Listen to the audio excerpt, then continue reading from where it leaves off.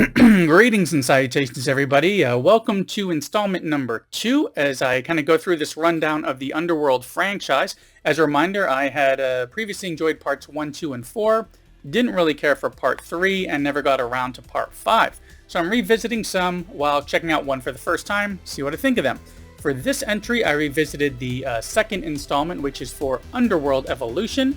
From 2006, yep, just 3 years later, they already got this one out, a nice little follow-up to the original, which is still pretty relevant back then, as back then we had, a bit longer theatrical runs, as, than we do today, and then we followed by rental, and then by cable, and so forth. But what is this entry about? Well, the synopsis is as follows. Picking up directly from the previous movie, vampire warrior Selene and the half-werewolf Michael hunt for clues to reveal the history of their races and the war between them. Now, when they say directly, they mean directly. Literally, the first one ends, and then this one kind of shows the getaway and recovery, as well as the awakening of Marcus, as was alluded to at the end of that first film.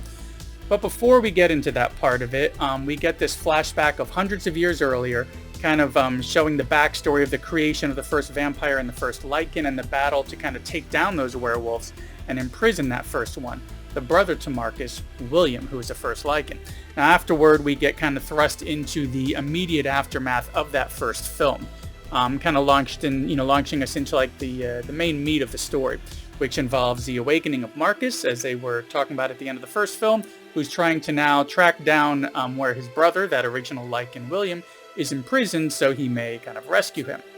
So we have the three brothers kind of in this line now. We have the vampire one, the werewolf one, and the human, which is the one where our character of Michael is a direct descendant from that first film. So we get a lot of family stuff here and a lot of history, a lot of family history. But it really never misses a beat somehow. We never have that slow build that was needed to bring us kind of up to speed in the first film. It really feels like we're on a new episode of a TV show where we kind of already know where we are in the story, what's happened, and only need a very brief little reminder of what had happened previously before we're kind of off and running in what feels like a film with even a little bit more of a horror angle than the previous one did. We get more werewolves, more bats, more transformations, definitely more blood, along with the action that we already kind of carried over from that first film. It feels even like part of the same story, rather than something tacked on and kind of riding on the coattails of the original. I could easily see this having been maybe part of an original treatment that was just running way too long, and they had to chop it in half to kind of use this portion to be the sequel. Though this one does have a shorter running time as well than the original, they really use that time well. Even though, at the beginning we have to use some of that time for that flashback, the rest of it's used really well, rarely slowing down unless necessary to kind of let the audience take in that story between the beats of one action scene or another. We get those steps of action, dialogue, action, new setting with more uncovered. We get a little bit less mystery than that first movie, around Michael, since we already know who he is, but we still get a touch of that because of the history around Marcus and William. There's also a lot more going on here. We get much more history, as I keep mentioning, but there's still a lot of action and horror aspects being kind of amped up in this one, which really make it more than worth checking out.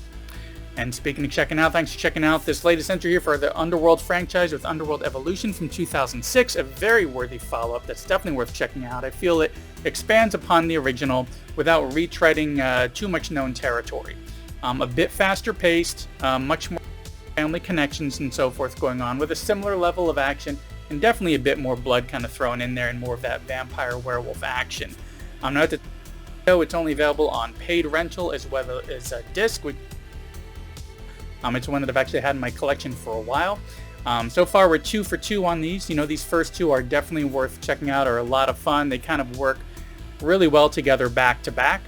Now I do have 3 more to go, with the next installment being the one that was a prequel to all of these, which I remember not really enjoying that much, but it's been so long, it's going to feel like I'm going in with some.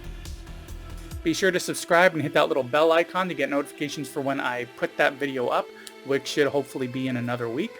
Anyways, that's about all I have for this one. Sticking around to the end, as it really does help. In the comments as well, have you seen these first 2 entries and ever get around to seeing this second one? If you have seen them, what are your thoughts so far? And then we'll pick it up after that in part 3 in just about another week. Anyways, thanks again for coming by, and I will see you in the next one.